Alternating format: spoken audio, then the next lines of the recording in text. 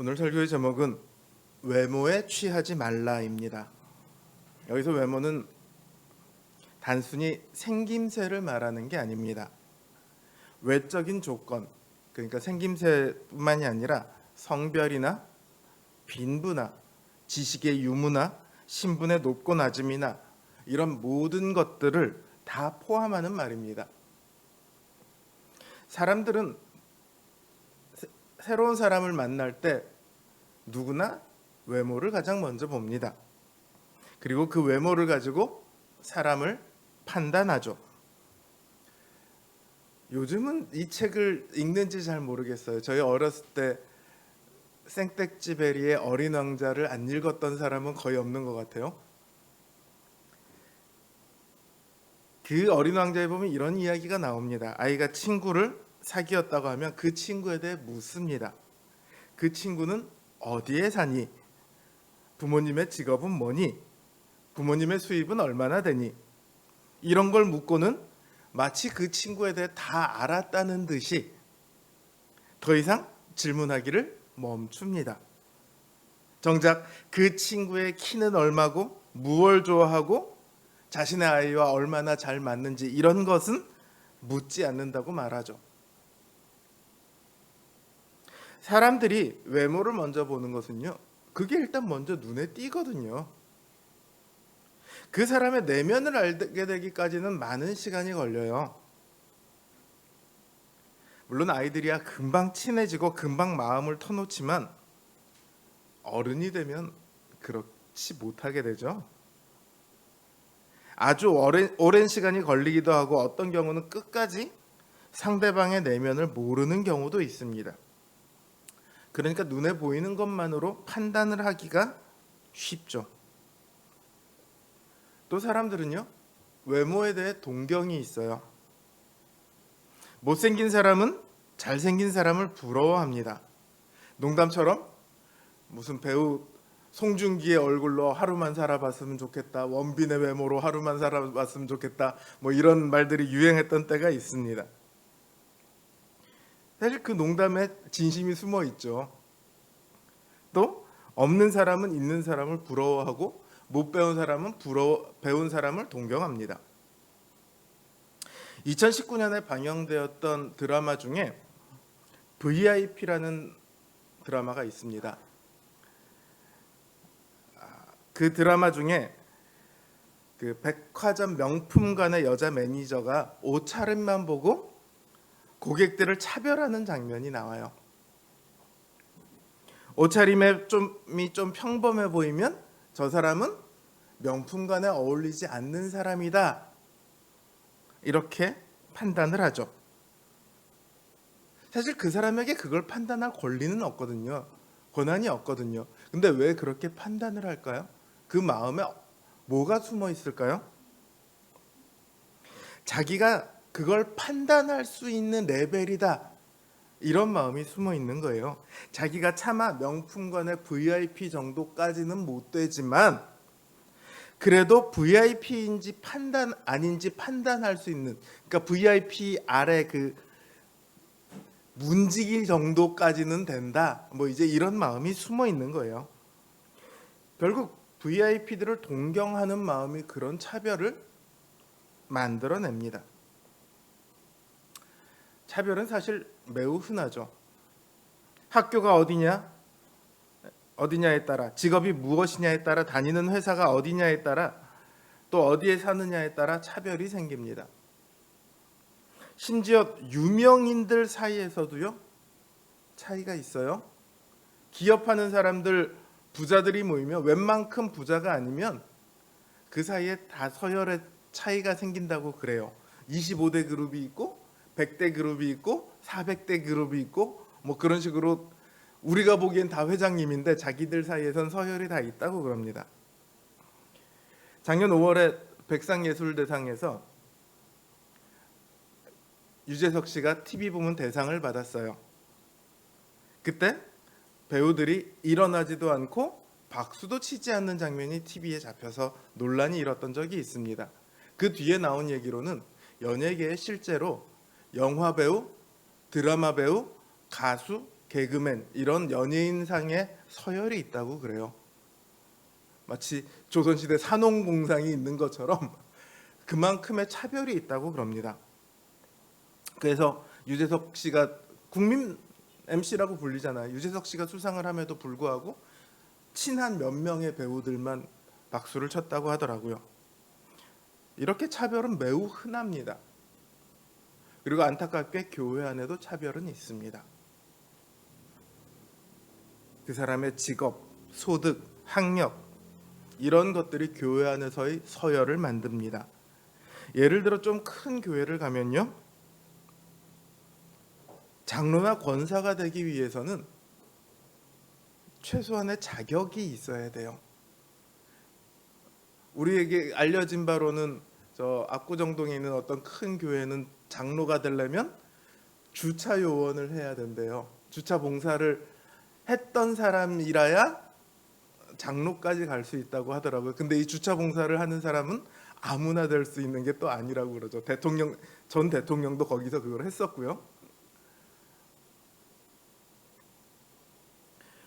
대체로 최소 얼마 이상 헌금할 수 있는 재력을 갖고 있어야 한다. 이게 가장 기본적인 조건이래요. 그 사람의 신앙이 어떤지, 성품이 어떤지가 아니라 교회를 위해 얼마나 헌금을 내어놓을 수 있느냐 없느냐, 이게 기준이 되죠. 물론 헌금을 내는 것도 헌신이긴 합니다만, 여러분, 하나님께서 돈이 없습니까? 돈이 없으셔서 교회대로 돈 벌어오라고 하셨습니까? 교회의 일꾼을 뽑는 기준을 두고 성경을 아무리 뒤져봐도 돈에 관해서는 단 한마디도 언급을 하고 있지 않습니다. 믿음과 성품에 대해서만 기준으로 세우고 있어요. 근데 현실은 어떻습니까? 돈이나 다른 외적 조건들이 기준이 되고 있죠. 교회에서 돈이나 다른 어떤 외형적 조건이 앞세워진다면 그건 그냥 실수하고 있는 정도가 아니라 매우 악한 일입니다. 야고보 사도는 말합니다. 만일 너희 회당에 금가락지를 끼고 아름다운 옷을 입은 사람이 들어오고 또 더러운 옷을 입은 가난한 사람이 들어올 때 너희가 부자에게는 좋은 자리를 주고 가난한 자들에게는 내 발밑에나 앉거나 저기 가서 서 있어, 이렇게 한다면 너희끼리 서로 구별하며 악한 생각으로 판단하는 것이 아니냐. 악한 생각이래요. 왜 이걸 악한 생각이라고 말을 합니까?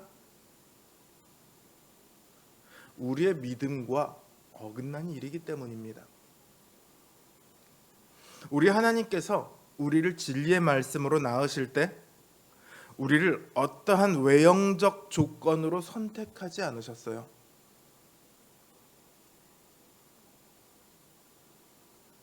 어떠한 조건 없이 그냥 하나님께서 원하시는 대로 선택을 하셨습니다. 세상 많은 사람들은 그래서 기독교를 자신은 거부한다, 나는 믿을 수 없다, 이렇게 얘기를 합니다. 살인자도 사기꾼도 성폭행범도 다 구원을 받을 수 있거든요. 그런 사람들도 구원하는 종교를 나는 신뢰할 수 없다, 그런 종교라면 난 안 믿겠다, 이렇게 얘기를 해요. 만약에 그 사람들 말처럼 구원의 어떤 조건을 걸었더라면 기독교가 좀 더 신뢰할 만한 종교가 되었을까요? 아니요. 완전한 절망만 남을 뿐입니다. 하나님께서 외형적 조건으로 내걸 만한 것은 사실은 한 가지밖에 없어요. 하나님이 무슨 돈을 걸겠습니까? 명예를 걸겠습니까? 지식을 걸겠습니까? 외모나 건강 이런 것도 걸지 않아요. 그 한 가지는 바로 의로움입니다. 죄를 하나도 짓지 않는 것, 이게 하나님이 걸으실 수 있는 유일한 조건이에요. 여기에 부합할 수 있는 사람, 이 조건을 통과할 수 있는 사람이 과연 누가 있습니까? 죄 없는 사람이 누가 있습니까? 오늘 이 교동문도 보십시오. 셋째 줄 주의 종에게 심판을 행치 마소서. 주의 목전에는 의로운 인생이 하나도 없습니다. 아무도 없다고 성경은 얘기하고 있습니다.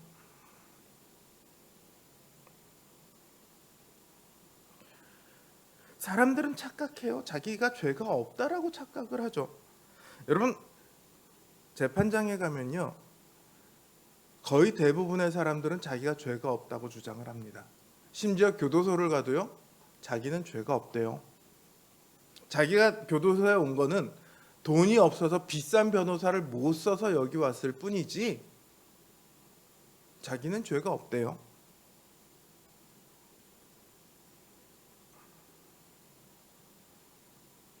근데 나는 죄가 없어요라고 아무리 부르짖어 봤자 그게 무슨 소용입니까? 판사가 보기에 저 사람 죄가 있어 그리고 유죄 판결 내리면 그 사람은 교도소를 가야 하죠.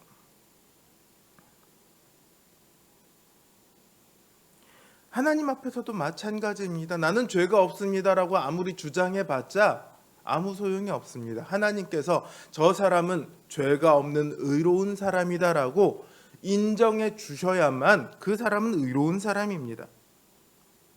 그런데 성경은 모든 사람이 다 죄에 빠져 한 사람도 하나님의 진노에서 헤어나올 수가 없다. 그렇게 말을 하고 있습니다. 명백하게 선언하고 있죠. 그러니까 하나님께서 조건을 만약에 거신다면 아무도 구원받을 수 없습니다. 그래서 하나님께서 아무런 조건 없이 외모를 보지 않으시고 오직 예수 그리스도 안에서 우리를 구원하셨습니다. 하나님께서 우리를 외모로 취하지 않으셨어요. 이게 우리의 믿음입니다. 그런데 우리가 서로를 외적인 조건을 가지고 판단을 한다면요, 야고보 사도의 말하는 흐름을 쫓아간다면 그런 사람은 믿음을 잃어버린 사람, 믿음을 저버린 사람, 핵심적으로 두 마음을 가진 사람, 이런 사람이 되는 거죠. 스스로 경건하다고 하지만 헛된 경건을 가지고 있는 사람입니다. 야고보 사도가 오늘날 한국 교회를 본다면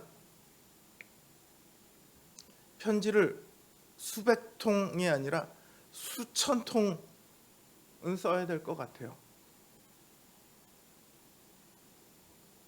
당장 교회에서 부유한 사람은 대접을 받지만 가난한 성도는 제대로 대우받지 못하는 것이 현실입니다. 교회 내에서만 그렇습니까? 심지어 목사들끼리도 그렇습니다. 목사님들끼리 이런저런 얘기를 하다가 넌지시 물어봅니다. 그래서 성도는 몇 명이나 모입니까? 한 성도 20-30명 모이는 개척교회 하고 있습니다. 그럼 그걸로 대화는 끝납니다. 가난한 개척교회 목사는 무시당하고 부유한 교회의 목회자는 주목을 받습니다. 제가 심지어 어떤 얘기까지 들었냐 하면 한 목사님들이 모인 곳에서 우리가 좀 가난한 개척교회들을 좀 서로 부유한 교회들이 후원을 해서 도와야 되지 않겠냐라고 했더니 한 목사님이 뭐라고 얘기를 하냐면, 아니 그 사람들은 왜 교회 힘들게 자꾸 교회를 개척하고 그런데?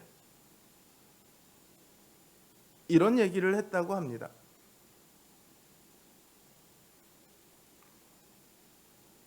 그 이야기를 하신 분은 겉으로는 큰 교회의 목사님이고 존경받는 목사님이고 교단에서도 인정받는 그런 목사님입니다.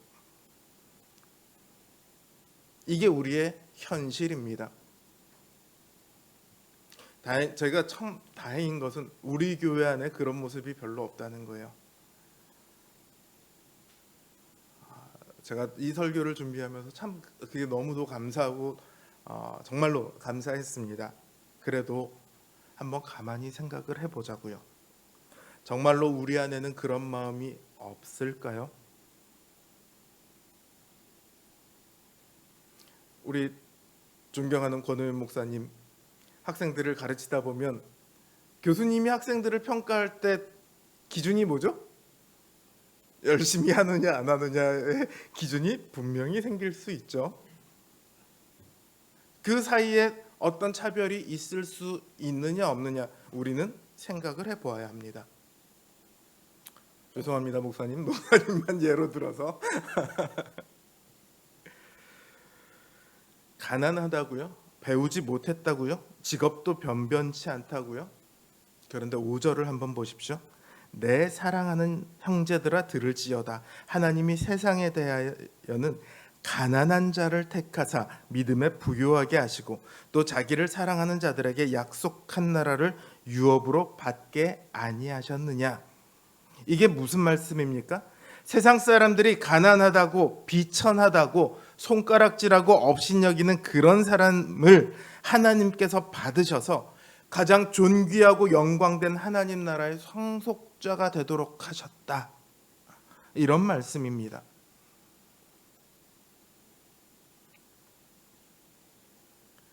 가난한 사람들이 부자보다 더 착해서 그럴까요? 가난한 사람들이 부자보다 더 잘 믿을 가능성이 높아서 그럴까요? 그거 아니에요. 부자들은 다 악하고 가난한 사람들은 다 선하고 지금 그런 얘기를 하고 있는 게 아니에요. 하나님께서 이 하나님 나라를 이 땅에 드러내실 때 이 세상을 지배하고 있는 악한 원리를 다 깨부시고 이 세상에 하나님 나라를 드러내십니다. 그래서 하나님 나라는 어떤 외적인 조건이 아니라 오직 하나님의 주권과 하나님의 은혜와 하나님의 영광만이 드러나는 그런 나라입니다. 이 땅에서 부분적으로 드러나긴 해도 어쨌든 핵심 원리는 그래요. 그 이야기를 하고 있는 거예요. 부자이기 때문에 교회에서도 존경받고 이게 아니라 가난했기 때문에 세상에서 아무것도 별 볼 일 없었기 때문에 하나님께서 그 사람을 높였다.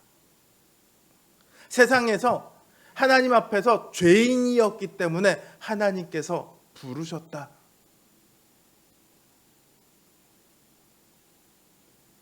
그 이야기죠. 교회는요, 이런 하나님 나라의 원리를 따라 그 원리를 믿고 그 원리를 따라가는 사람들의 모임입니다.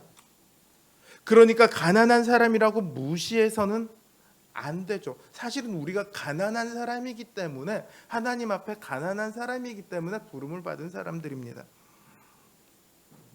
우리는 모두 다 영광의 주님께서 영광된 백성으로 선택하고 부르시고 그 핏값으로 사신 사람입니다.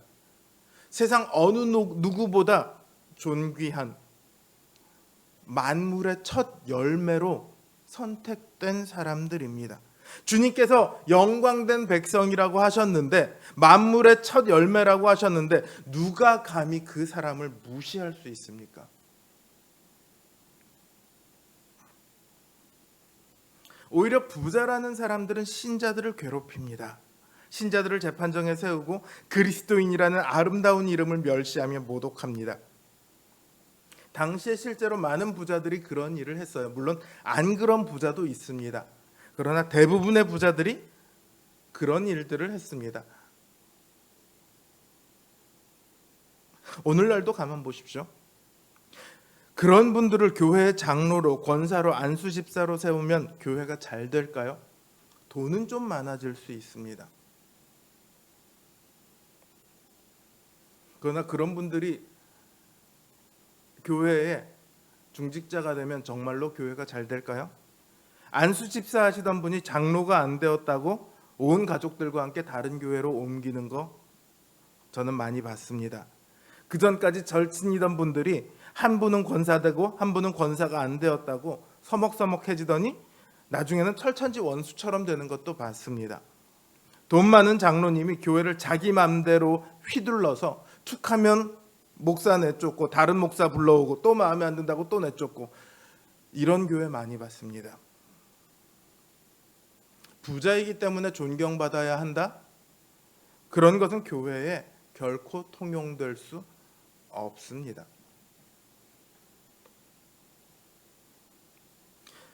오히려 교회는 반대로 얘기하죠. 가난한 사람들은 가난한 이유로 더 보살핌을 받아야 합니다. 부자는 부자라는 이유로 존경을 받을 수 없습니다. 그러나 가난한 사람들은 가난하다는 이유로 더 보살핌을 받아야 합니다. 왜냐하면 그것이야말로 주님께서 세우신 유일한 계명이기 때문입니다. 주님께서 우리에게 주신 유일한 계명이 뭡니까? 서로 사랑하라였습니다. 유대인들에게 익숙한 표현대로라면 내 이웃을 내 몸과 같이 사랑하라 이 말이겠죠. 사도행전에서 사람들이 자신의 논과 밭을 팔아서 사도들 앞에 내어놓습니다. 왜요? 장로나 집사가 되고 싶어서 그렇게 돈을 내어놓습니까? 아니요. 그게 아니라는 것을 아나니아와 삽비라가 너무 잘 보여주고 있죠. 성령 충만을 받았기 때문입니다. 성령 충만을 받은 신자들이 주님의 말씀을 따라 자신의 소유를 가난한 이들을 위해 내어놓은 겁니다. 얼마나 많이 내놓았느냐가 중요한 게 아닙니다. 내놓았다는 사실 그 자체가 중요한 거예요. 동대문교에서 쪽방 사역하고 있는 등대교회 김양옥 목사님 다들 기억하시죠?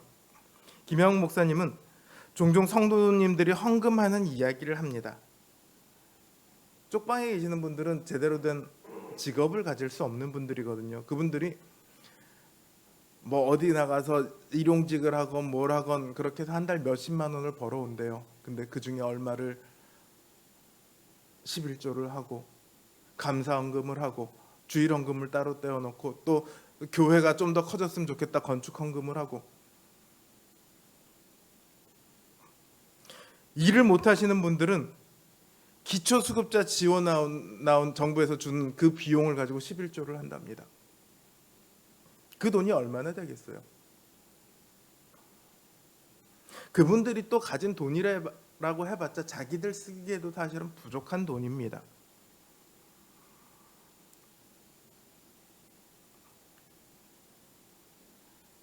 그러나 그분들은 기꺼이 자신의 것을 주님께 기쁨으로 내어놓습니다. 우리가 이웃을 사랑한다는 것이 이와 같습니다. 얼마나 많고 큰 일을 하느냐가 중요한 게 아니에요. 문제가 있는 사람들의 문제를 우리가 다 해결해 줄 수 있습니까? 그럼 우리가 하나님이죠. 하지만 우리가 할 수 있는 만큼은 적어도 우리가 할 수 있는 만큼은 해야 하지 않겠습니까? 저는 우리 안에 이 사랑을 위한 노력이 더 많았으면 좋겠습니다. 오늘 설교 내내 제가 외적인 조건을 가지고 말씀드렸지만요. 사실 이 이웃 사랑하기를 내 몸과 같이 사랑하라는 말에는요. 외면적 조건뿐만 아니라 내면적인 조건마저도 초월하라는 말이 포함되어 있습니다. 저 사람은 나랑 참 안 맞아. 저 사람은 말하는 게 기분 나빠. 저 사람은 왜 저렇게밖에 행동을 못해? 저 사람이랑 있으면 참 피곤해. 이런 사람 어디 가나 있습니다. 3명만 있어도요. 더 친한 사람, 덜 친한 사람이 있어요. 이 사람이 안 친하다는 얘기가 아니라 친한데 이 사람이 좀 더 친밀감이 더 많이 가는 사람이 있습니다. 그러면 같이 있는데 누구랑 더 많이 얘기를 하게 됩니까? 더 친한 사람이, 더 친밀감을 느낀 사람이랑 얘기를 하게 되죠. 우리 교회만 해도 20명이 넘습니다. 그 모든 사람이 어떻게 다 똑같은 수준으로 친할 수 있습니까? 그리고 20명 중에 마음에 안 드는 사람이 어떻게 없을 수가 있습니까? 쌍둥이들도요. 처음부터 똑같은 환경과 조건 속에서 살아온 쌍둥이들도 엄청나게 싸웁니다. 세상에서 가장 마음이 가깝다는 쌍둥이들이에요. 그들도 엄청나게 싸워요. 그런데 교회 안에 살아온 환경과 배경과 생각과 이런 것들이 다 다른 사람들이 모여 있는데 어떻게 마음에 안 드는 부분이 없겠습니까? 저 사람은 저래서 싫고 저 사람은 저게 마음에 안 들고 저 사람은 저래서 보기만 해도 짜증이 나고 그런 사람들이 충분히 있을 수 있습니다. 심지어 내 원수였던 사람이 한 교회 안에 있을 수도 있습니다. 그러나 우리는 그런 사람까지도 사랑하기 위해 애쓰고 노력해야 합니다. 왜냐하면 주님께서 그런 우리를 사랑하셨기 때문입니다. 우리가 원수 되었을 때, 주님의 원수였을 때에 주님은 우리를 사랑하셨습니다. 그러니 우리는 그 사람이 어떤 사람이건 간에 외형적 조건으로 따져서 부자건 가난하건 박사건 초등학교만 졸업했건 사장이건 일용직이건 그런 것과 상관없이, 또 성격이 좋건 나쁘건 말을 예쁘게 하건 밉게 하건 그런 것과 상관없이 그리스도 안에 있는 모든 사람은 다 우리의 형제입니다. 우리가 사랑해야 할 내 몸과 같은 사람들입니다.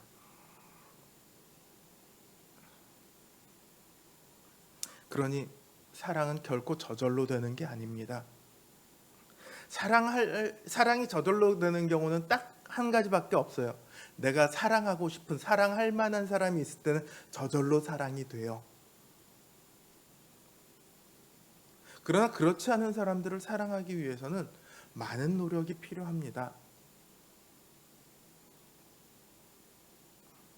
정말로 노력하고 또 노력해야만 하겠죠. 사람은 외모로 사람을 판단하기 쉽습니다.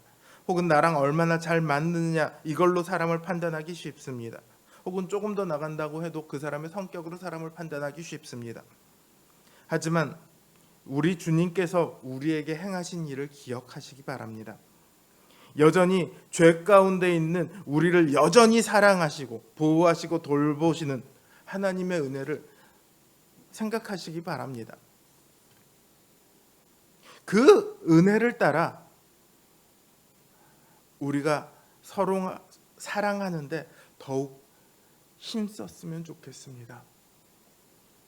누가 저에게 어떤 교회가 좋은 교회입니까? 이렇게 묻는다면 제가 대답할 말은 딱 한 가지입니다. 사랑이 많은 교회입니다. 설교가 좋은 교회 있습니다. 선교 많이 하는 교회 있습니다. 여러 가지 좋은 교회들이 많이 있습니다. 그러나 사랑이 많은 교회가 최고의 교회입니다. 요한계시록에 보면 에베소 교회를 향해서 주님께서 책망하십니다. 너희가 처음 사랑을 잊었노라 라고 이야기를 하거든요. 그 사랑이 하나님을 향한 사랑을 얘기하는 게 아니에요. 형제를 향한 사랑을 잊었다라고 얘기하는 거예요. 그들의 신앙은 하나님을 향해서 굳건히 서 있습니다. 그러나 형제를 향한 사랑이 식어버렸습니다. 그걸 주님께서 책망을 하고 계세요. 저는 우리 노원 성도교회가 참 많은 장점이 있습니다. 그러나 바라기는 누가 보아도 저 교회는 정말 사랑이 넘치는 교회야, 이런 교회가 되었으면 좋겠습니다. 물론 저부터 그러기 위해 정말로 많이 애쓰고 노력해야 할 걸 제가 압니다. 우리 함께 그 길로 나아갔으면 좋겠습니다. 정말 저와 우리 성도님들의 심령 가운데 성령님께서 늘 충만하셔서 사랑하기에 늘 수고하는 그런 좋은 교회가 되기를 주님의 이름으로 기원합니다.